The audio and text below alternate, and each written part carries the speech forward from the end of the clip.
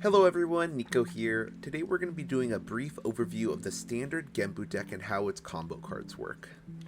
This deck features Spirit of Water, Guoja, and the fabled Sapphire Fatestone better known as Genbu. Each Recollect phase that this card is on the board, each player will mill one card by placing the top card from their main deck into the graveyard. When one or more cards is placed into your graveyard, we get one quest counter. Next, we are going to be going over the win conditions of the deck in order of complexity, starting with Resonating Fugue. Resonating Fugue is a 4-cost card that discounts by 2. This card swaps the power and life stat of target animal or beast. After obtaining 9 quest counters, we're able to flip the Fate Stone, turning into Genbu. Genbu is a 3/9 beast ally that allows us to pay 3 to give extra health equal to water cards in graveyard.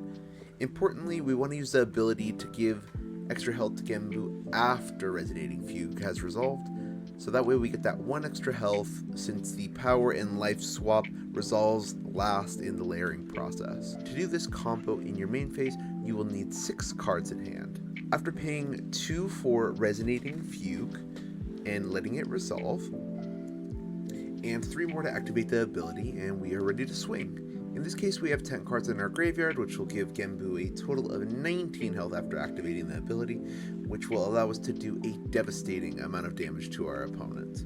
Though this lethal line is the easiest to resolve, you just have to make sure that your opponent doesn't have any taunts or intercepts, as well as is either hands down or you have negates in your hand to stop any interaction that they might play on your turn. Next, we will talk about Stratagem of Myriad Ice. Stratagem is a 6-cost slow spell that allows you to banish any amount of floating memory from your graveyard. For each card banished this way, you may target a unit and deal 3 damage to it, such as our Tidestone Bovine, which has class bonus, floating memory for Tamer. Let's say, in this example, we have 9 water cards in our graveyard, and they all happen to be an illegal amount of Tidestone Bovines. After paying 6 for Stratagem, we banish all 9 to deal a total of 27 damage to their champion. Since this card is so expensive, it loses to cheap negates or a champion gaining Spell Shroud. So we just have to make sure that, like Fugue, we either lock our opponent out of interaction or do it on a turn where we just have to send it. Lastly, we will talk about what I believe to be the most difficult line to calculate for the Fractal of Polar Depths Mill Out Win Con. Fractal Polar Depths is a Fantasia with Reservable, and the effect to be able to sacrifice itself to have target player mill cards equal to water cards in its controller's graveyard. This card can also be very important in order to give you extra water to give Genbu more health to find that lethal line, or even more floating memory for Stratagem of Myriad Ice. Next, we are going to go over the importance of sequencing your Fractal Polar Depths sacrifices in trying to mill your opponent out. Let's say that we have 9 water cards in graveyard and 2 Fractal Polar Depths. If you sacrifice them one at a time, the first one will mill 10 into your graveyard, and assuming all of those cards are water, the second one mills for 21, which would then leave 42 cards in your graveyard. But what if I told you that if you sequence it slightly differently, that you could get a couple extra cards?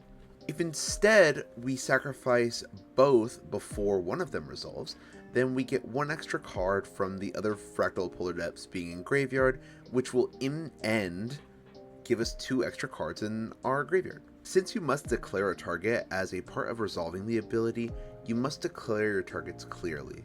Remember, since the effect stack resolves backwards, we must say the order backwards. If I want to mill my opponent for 44 cards, like in the second example, I will first sacrifice Polar Depths targeting my opponent, and then the second one targeting myself. If you order it incorrectly and do it the other way around, you'll instead mill your opponent 11 first, and then you'll mill yourself for 11. And of course, if all else fails, then we can always just play Water Ally Beatdown. I hope that you guys enjoyed the first of many deck reviews. If you have any suggestions on what you'd like to see more of, make sure to leave a comment down below. That's all for now. I'll see you in the arena, champion.